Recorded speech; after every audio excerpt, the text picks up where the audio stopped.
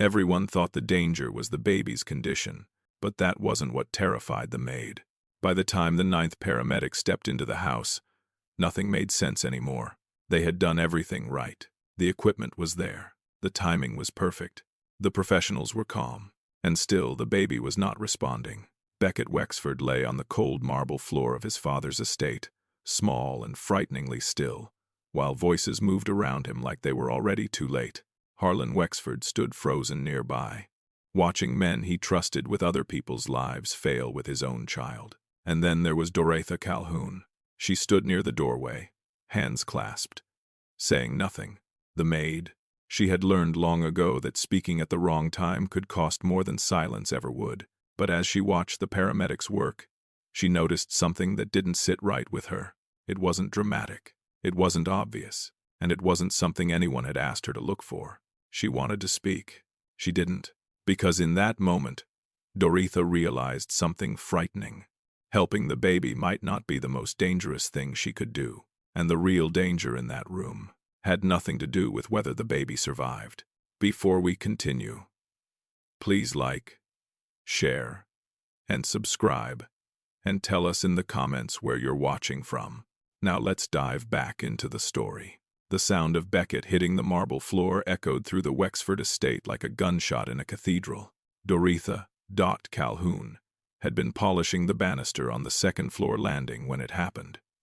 One moment, the baby was babbling in his mother's arms near the atrium's fountain. The next, Mrs. Wexford's scream shattered the morning silence, and Beckett lay motionless on the cold stone floor. Dot's hands froze on the brass rail. Her heart lurched. "Call 911!" Mrs. Wexford shrieked, her voice raw with terror. The paramedics arrived in 7 minutes, a miracle of wealth and proximity. Dot had timed it without meaning to, counting each second like rosary beads slipping through desperate fingers. 9 of them poured through the double doors, their boots squeaking against imported Italian marble, radios crackling with clinical efficiency. "Step back, ma'am. We've got him." They moved with the kind of confidence that came from 1,000 successful calls. Equipment materialized: monitors, oxygen, tiny sensors designed for tiny bodies. Harlan Wexford stood rigid beside his wife, his jaw clenched so tight Dot could see the muscle jumping beneath his skin. This was a man who controlled boardrooms, who bent markets to his will with a phone call. But now, in his own atrium, surrounded by art worth more than most people's lives, he was powerless. Dot pressed herself against the far wall, invisible as always. The help didn't exist in moments like these, not really. But she watched. She always watched. Pulses thready. Oxygen sat at 82. Starting compressions. The lead paramedic, a square-jawed man with graying temples, worked with mechanical precision. But Dot saw the slight hesitation in his third compression. The way his eyes flickered to his partner, the almost imperceptible shake of his head. Time moved like honey. Each second stretched, distorted. Harlan's hand found his wife's. His knuckles were white. "Come on, baby. Come on," Mrs. Wexford whispered, but Beckett didn't come on. The monitors beeped their flat, terrible truth. The paramedics switched positions, rotated roles, adjusted equipment. Their confidence began to crack at the edges. Dot could see it in the tightness around their mouths, the way their movements grew slightly more frantic. Sometimes God doesn't go quiet. We just stop listening. Her grandmother's words, spoken over a Tennessee kitchen table 30 years ago. Dot hadn't thought about them in years. But now, they filled her head like smoke. She looked at Beckett's face, gray-tinged, peaceful in the worst way. And then she saw it, something the paramedics had missed. It was small, so small that anyone else would have dismissed it. But Dot had raised 4 children in a 2-bedroom apartment where every breath, every change mattered because the nearest hospital was 40 minutes away, and the insurance never quite covered enough. She knew what choking looked like when it was silent. Dot's pulse hammered in her ears. The paramedics were doing everything right for cardiac arrest. Everything except looking for an obstruction they hadn't considered. Her feet wanted to move. Her hands wanted to reach. But she was the maid. The black woman in the uniform, invisible until someone needed fresh towels or a floor cleaned. If she was wrong, she'd be gone by sunset. If she was right and it still didn't work, she'd be blamed. Harlan Wexford's world could afford anything except failure from someone like her. But Beckett was dying. Dot's fingers curled into fists.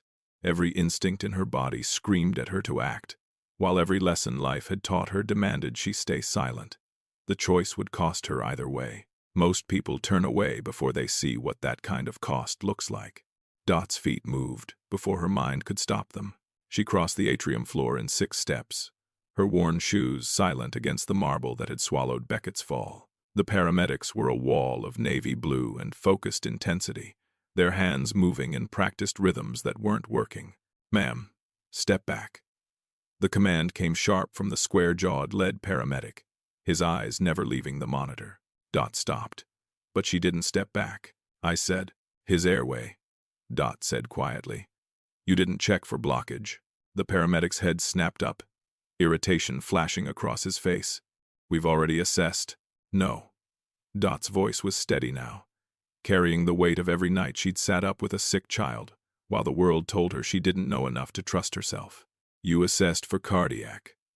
Not for what comes before cardiac." Harlan Wexford's voice cut through like a blade. "Let her try." The paramedic's jaw tightened.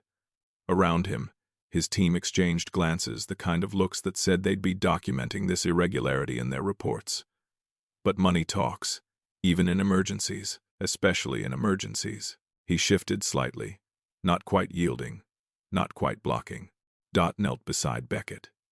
Up close, she could see the faint blue tinge around his lips, the subtle swelling at his throat. Her hands trembled as she tilted his head back, not the aggressive movement of resuscitation, but something gentler, more listening than doing. She placed 2 fingers beneath his jaw, feeling for what shouldn't be there. Then, in one smooth motion learned from necessity rather than training, she swept her finger along the inside of his cheek. "What the hell is she?" A younger paramedic started. Dot's finger hooked something. She turned Beckett's head, gravity and technique working together, and a small object tumbled onto the white cloth beneath him. A decorative marble, the kind that adorned Mrs. Wexford's imported fountain, pearl-sized and deadly in the wrong throat. The room froze. Beckett's chest hitched. Once. Twice. But he didn't gasp. Didn't cry.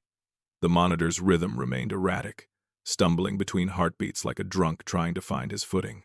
"Jesus," someone whispered.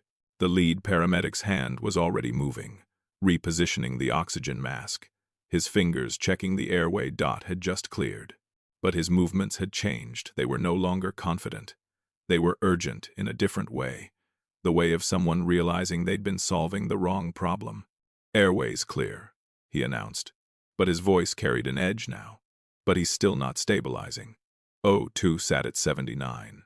Mrs. Wexford made a sound like a wounded animal. Dot stayed kneeling, her hands hovering over Beckett but not touching. She'd done the thing she'd seen.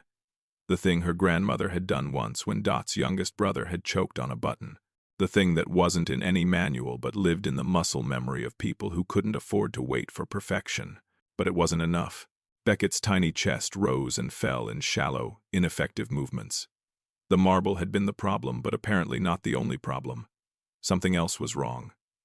Something deeper. The paramedics moved back into formation, their protocols adapting, their equipment recalibrating. But Dot could see it in their faces, now the calculation changing, the recognition that this wasn't a standard case. "We need to transport. Now," the lead paramedic barked. "Get the gurney." Harlan Wexford stepped forward. "What's happening?" She removed it. "Why isn't he?" "The obstruction caused secondary complications," the paramedic said, already moving. "We need advanced support." Hospital. 3 minutes. They lifted Beckett with practiced efficiency, machines and tubes following like mechanical umbilical cords. Mrs. Wexford followed, her hand reaching back for her husband, and Dot remained kneeling on the marble floor, staring at the tiny pearl-white marble that had nearly killed a baby. She'd acted. She'd broken every unspoken rule of her position. She'd been right, but right wasn't the same as enough. And in the Wexford world, being almost right while being the help was more dangerous than being silent. The paramedic's eyes found hers as they wheeled Beckett toward the door. His expression wasn't grateful. It was watchful. Dot had just made herself visible. Some things you can't unsee once you know to look for them. The ambulance doors slammed shut, swallowing Beckett and his parents into flashing red urgency. Dot stood in the atrium doorway, watching the vehicle disappear down the estate's private drive, and felt the memory rise like bile. Memphis, 2009. A different family. A different emergency. She'd been younger then, working for the bishop's old Southern money with a sprawling colonial and a matriarch who collected antiques and grudges with equal fervor. Their grandson had stopped breathing during a garden party. Dot had seen it first. The way his lips darkened, the stillness that came too fast. She'd called it out, insisted something was wrong when everyone else thought the boy was merely sleeping in the shade. She'd been right. But Mrs. Bishop's personal physician, a man who'd attended the family for 30 years, had been wrong. And when the hospital confirmed what Dot had seen, when they asked why it took so long to call for help, the physician didn't take the blame. Dot did. The help overstepped, he'd told the family, caused unnecessary panic, interfered with my assessment. She was gone within a week. No reference, no final paycheck, just gone, with whispers following her to every interview after. She doesn't know her place. She thinks she knows better than trained professionals. It took Dot 2 years to find steady work again. Fear doesn't stop truth. It just decides who pays for it. Her grandmother again. The woman had a saying for everything, most of them carved from hard experience and harder choices. Dot turned back toward the atrium. The marble Beckett had choked on still lay on the white cloth, small and innocent-looking. Evidence. But evidence of what? That she'd saved him? Or that 9 paramedics had missed something obvious? From the hallway beyond, voices drifted low. Professional. Careful. Irregular intervention by household staff. Document it thoroughly. Liability concerns if the secondary complications. Dot's chest tightened. They were already building the narrative. Already preparing for the version where blame might need a place to land. She moved closer, staying just out of sight, the way she'd learned to occupy spaces in houses like this. Present, but not visible. Listening, but not heard. If the baby doesn't stabilize, they're going to ask questions, a younger paramedic said. About the timeline. About who did what. We followed protocol, the lead paramedic replied, his voice hard. What she did that wasn't authorized. We didn't clear her to touch the patient, but she was right. A pause.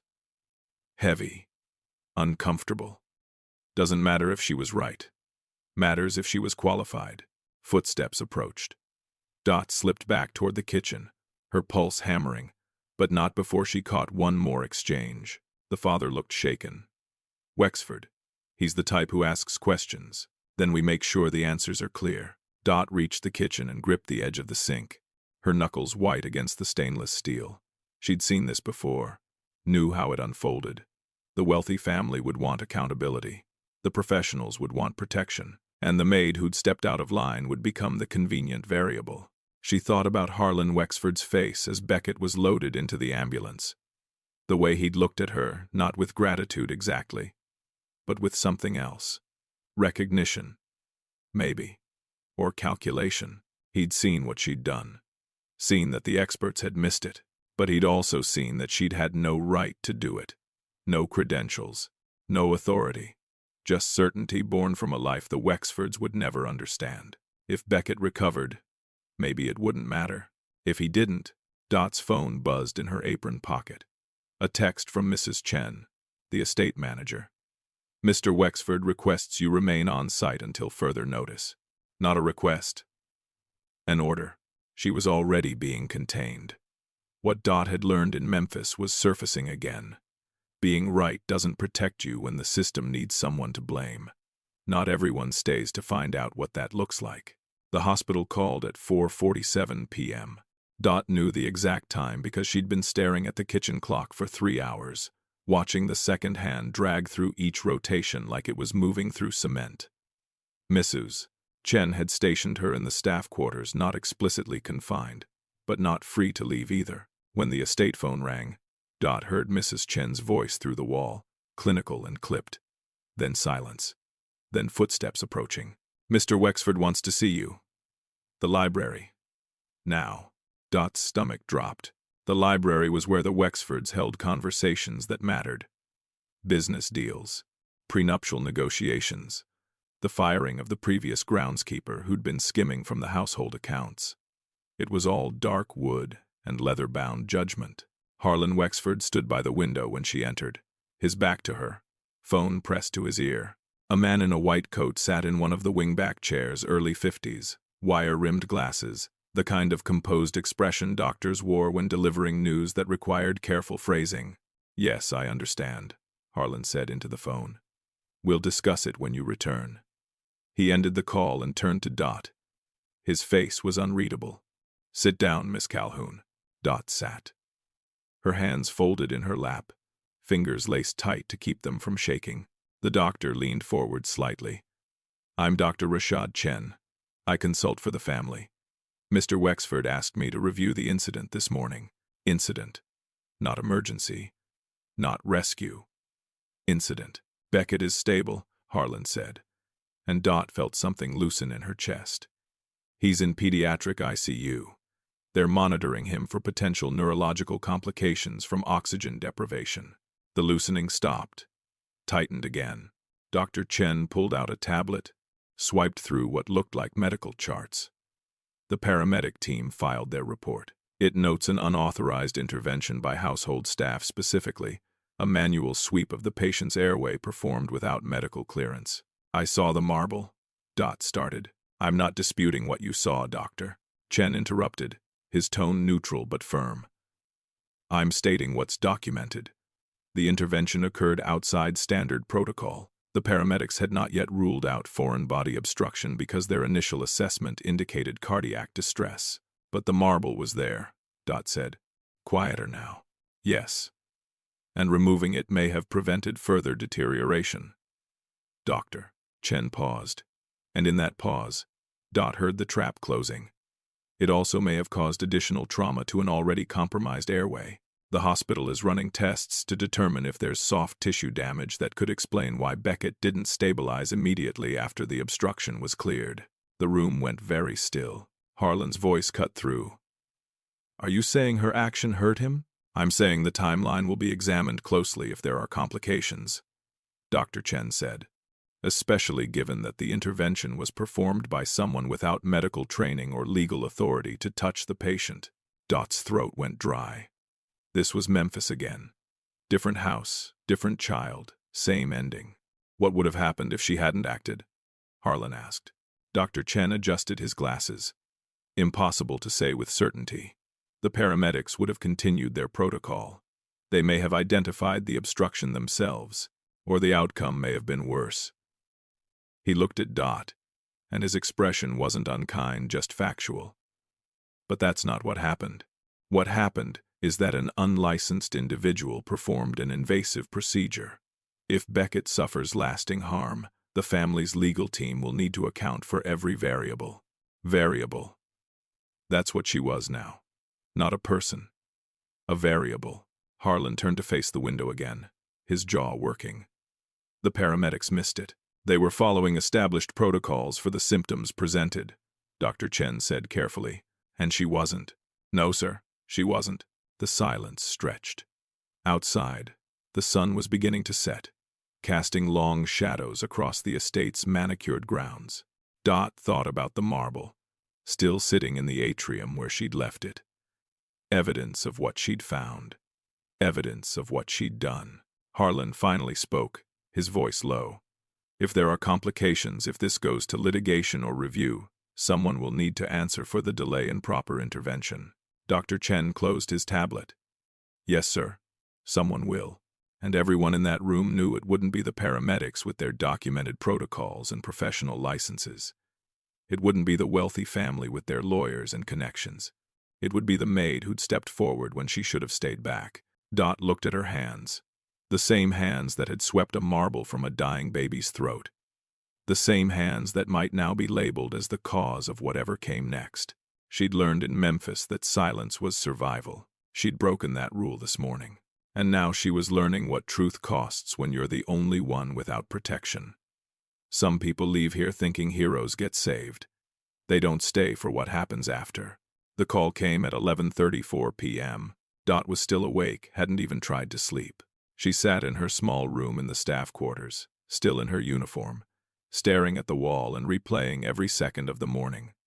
The sweep of her finger, the marble tumbling out, Beckett's chest hitching without relief. When her phone rang, her personal phone, not the estate line, she nearly dropped it. "Miss Calhoun."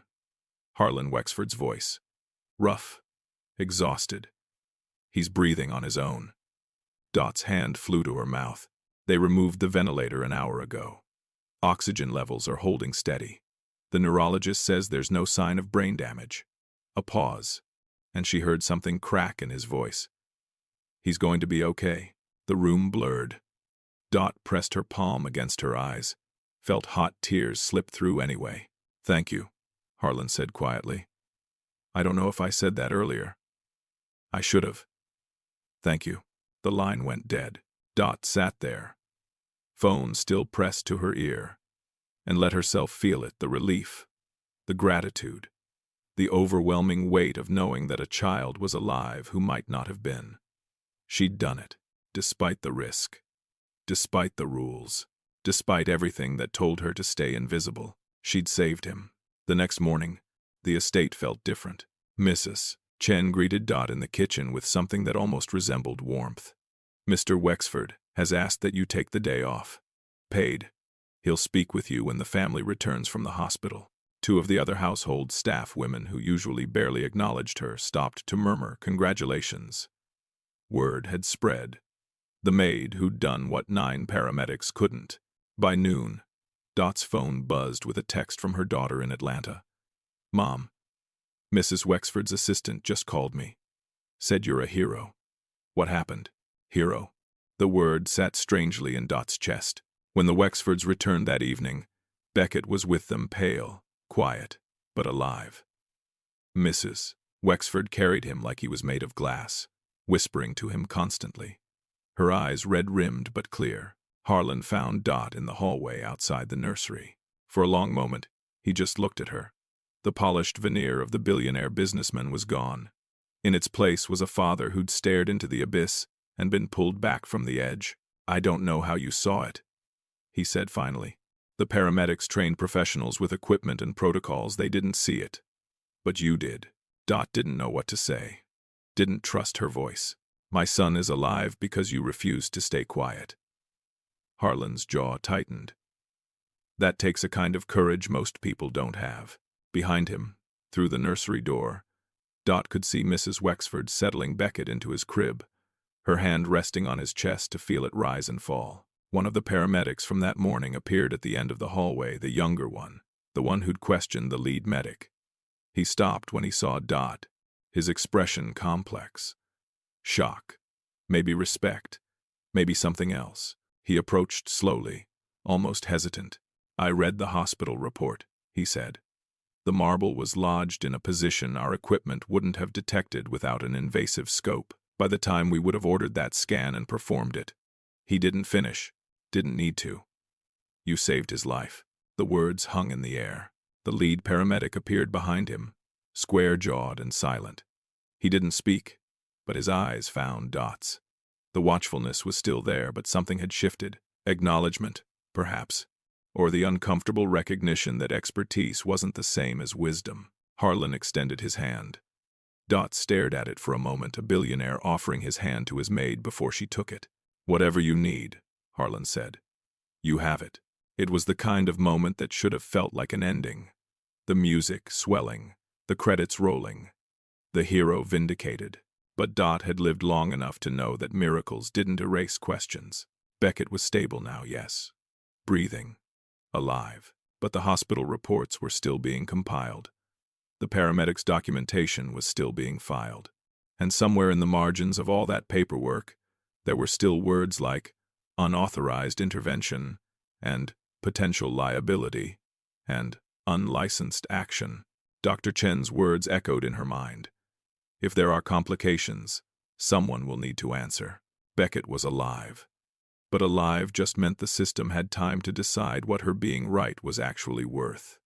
Not everyone understands that some debts get paid after the miracle. The letter arrived by courier 4 days after Beckett came home. Dot was folding linens in the estate's laundry room when Mrs. Chen appeared in the doorway, her expression carefully neutral. She held a thick manila envelope with a law firm's letterhead embossed across the top. "This came for you," Mrs. Chen said. "It's from the hospital's legal department." Dot's hands stilled on the pillowcase she'd been creasing. She took the envelope. The weight of it felt wrong, too heavy for gratitude, too formal for a simple follow-up. Inside were 12 pages of dense, legal language. Request for formal statement, incident timeline documentation, liability assessment protocol, and at the bottom of page 7, highlighted in yellow, unauthorized medical intervention performed by unlicensed individual Doretha Calhoun, household employee. The words blurred. "They want you to come in," Mrs. Chen said quietly. "Thursday at 2. They're interviewing everyone who was present during the incident." Incident. That word again. "Am I?" Dot's voice caught. "Am I in trouble?" Mrs. Chen's silence was answer enough.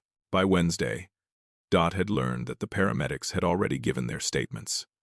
All 9 of them. Their reports had been filed, reviewed, and cleared by the County Emergency Services Oversight Board. Protocols were followed appropriately given the presented symptoms. The team performed within the scope of their training and certification. No negligence found. Clean. Professional. Protected. Dot sat in the staff break room, rereading the email Mrs. Chen had forwarded her, a summary from the hospital's risk management department. Between the clinical language, she found the truth. The paramedics had covered themselves perfectly. They'd done everything right according to the rules. It was Dot who'd done something right outside the rules. And rules, she was learning, mattered more than results when lawyers got involved. The younger paramedic she'd learned his name was Marcus had tried to call her, left a voicemail that she'd listened to 3 times.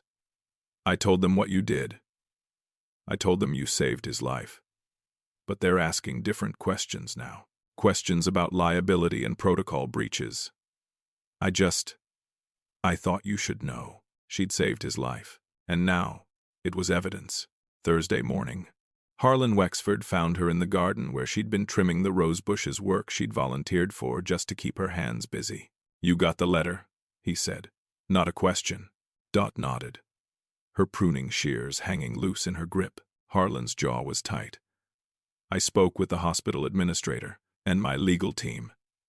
He paused, and Dot saw something in his face she hadn't seen before, frustration mixed with a kind of helpless rage. They're protecting themselves. The hospital, the paramedics, everyone with credentials and insurance and union representation. They've built a wall of paperwork that says they did nothing wrong. They didn't, Dot said quietly. They followed their training, and you followed your instinct, and you were right. Harlan stepped closer, his voice dropping. But right doesn't matter in their system. What matters is authorization, certification, legal cover. Dot looked down at the roses, half pruned, their petals perfect and red. "If I'd stayed quiet, none of this would be happening. If you'd stayed quiet, my son would be dead." The words hung between them, stark and irreversible. "But that's not what they're asking, is it?" Dot met his eyes. "They're not asking if Beckett would have survived. They're asking if I had the right to touch him." Harlan's silence confirmed it. Justice doesn't arrive loudly. It arrives selectively. Her grandmother's voice, cutting through decades. The old woman had watched sharecroppers lose cases against landowners, watched poor black families lose custody battles they should have won, watched the system find 1,000 ways to punish people for being right without permission. "I have lawyers," Harlan said finally. "The best in the state. They'll represent you in the hearing." Hearing? The word came out smaller than Dot intended. "The hospital is convening a review board. They're calling it a process evaluation. But my legal team says it's cover. If anything had gone wrong, if Beckett hadn't stabilized, they'd be building a case against you to protect themselves from a malpractice claim. But he did stabilize." "Yes." Harlan's expression was grim. "Which means instead of a defendant, you're an irregularity." A problem that needs explaining. Dot's fingers tightened on the pruning shears. She thought about Memphis, about the physician who'd blamed her, about the 2 years of unemployment that followed, the interviews where she could feel the doubt radiating from across the desk. She'd learned then, the system didn't punish you for being wrong. It punished you for being right, in the wrong way. "What do they want from me?" she asked. "The truth," Harlan said.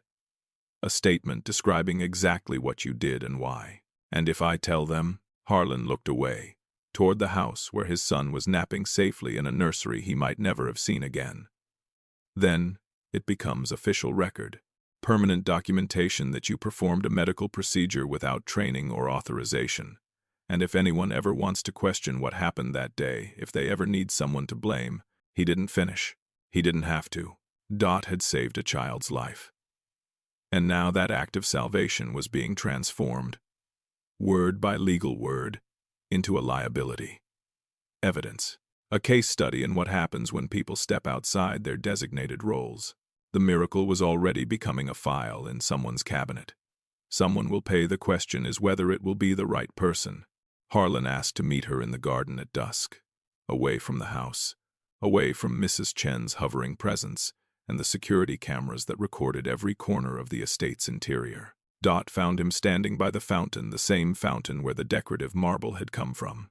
He wasn't on his phone, wasn't checking his watch. He was just standing there, hands in his pockets, staring at the water like it held answers. "My lawyers say you should settle," he said without turning around. Dot's stomach tightened. "Settle what? I haven't been charged with anything." "Not yet." Harlan finally looked at her. In the fading light, he looked older than his 43 years. "But the hospital's risk management team is recommending the board issue a formal finding. Not criminal, just administrative. A notation that unauthorized care was rendered by an unlicensed individual during a critical incident. A notation." Dot tasted the word, bitter and clinical.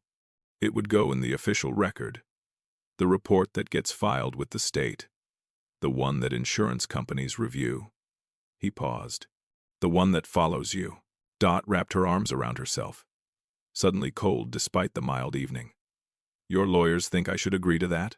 They think fighting it would cost more than it's worth. To you, I mean." Harlan's voice was careful, measured. "They'd represent you for free, but the process, depositions, hearings, cross-examinations, it could take months. And at the end of it, the best outcome is probably the same notation, just with more scrutiny on how it happened. So I'm supposed to accept being labeled as someone who acted without authority. You did act without authority." The words landed like a slap. Not because they were cruel, Harlan's tone was almost gentle, but because they were true. Dot looked at the fountain, at the water catching the last amber light of the day. "If I hadn't, Beckett would be dead." "I know. Do you?" She heard her voice rise and forced it back down. "Because from where I'm standing, it feels like your world is working exactly the way it's supposed to. The paramedics followed protocol, so they're protected. The hospital followed procedure, so they're protected. And I'm the variable that needs to be explained away." Harlan was quiet for a long moment. When he spoke, his voice was low, almost defeated. "You're right." Dot blinked. She'd expected defensiveness, maybe justification, not agreement. "My world, the world I built, the world I benefit from, it runs on systems that protect people like me." Harlan turned to face her fully. "People with credentials, connections, legal teams that can make problems disappear or reshape them into something manageable. And those systems work by finding someone to carry the weight when things go wrong. Usually someone who can't fight back. Someone like me." "Yes." He didn't look away. "Someone like you." The admission hung between them, honest and ugly. Dot's hands curled into fists at her sides. "So what am I supposed to do with that? Thank you for acknowledging it while I sign papers that say I overstepped?" "No." Harlan shook his head. "I don't know what you're supposed to do with it. I needed you to know that I see it, that I'm not pretending this is fair or right or just. Seeing it doesn't change it. I know. Dot felt something crack open in her chest, not relief, not resolution, just the raw exposure of truth without anywhere for it to go. She thought about all the conversations she'd imagined having with employers over the years, the ones where she'd finally say what she really thought, where they'd finally understand. This wasn't that conversation. This was something harder. Messier. Two people standing in the wreckage of good intentions and systems that didn't care about intentions at all. "I'm afraid," Dot said quietly, the words surprising her. "I've been afraid since Memphis. Afraid of speaking up. Afraid of staying silent. Afraid that no matter what I choose, I'll pay for it." Harlan nodded slowly. "Fear shaped my choices too. Not the same fear, I know that. But when Beckett collapsed, when I saw those paramedics failing, I was terrified, helpless. And when you stepped forward," he paused, "I let you take the risk because I needed someone to. Because in that moment, your courage was more useful to me than protecting you. The honesty of it was almost worse than any lie would have been." "I can't fix this," Harlan said. "I can pay your legal bills. I can write you a reference that would get you hired anywhere. I can make sure you never have to worry about money again. But I can't make the notation go away. I can't change the fact that you did something brave and right, and the system is going to punish you for it anyway." Dot looked at him, this man who could buy almost anything, change almost any outcome with a phone call or a check, and he was telling her the one thing he couldn't buy was justice for the woman who'd saved his son. "Then what's the point of this conversation?" she asked. "I don't know," Harlan admitted. "Maybe there isn't one. Maybe I just needed you to know that I'm not pretending this is okay. That I'm not going to sleep well knowing you carry this alone. But I will carry it alone." Yes, the fountain burbled behind them, oblivious and constant. Somewhere in the house, Beckett was probably being put to bed, alive and healthy and completely unaware of the price being calculated in his name. Dot felt tired in a way that sleep wouldn't fix. "I'm going to sign their papers. Take the notation. Because fighting it won't change anything except how long it takes to arrive." Harlan's jaw tightened, but he nodded. "And then, I'm going to leave," Dot continued. "Not because you're firing me. Because I can't stay in a place where doing the right thing becomes evidence against me. I understand, do you?" Dot met his eyes.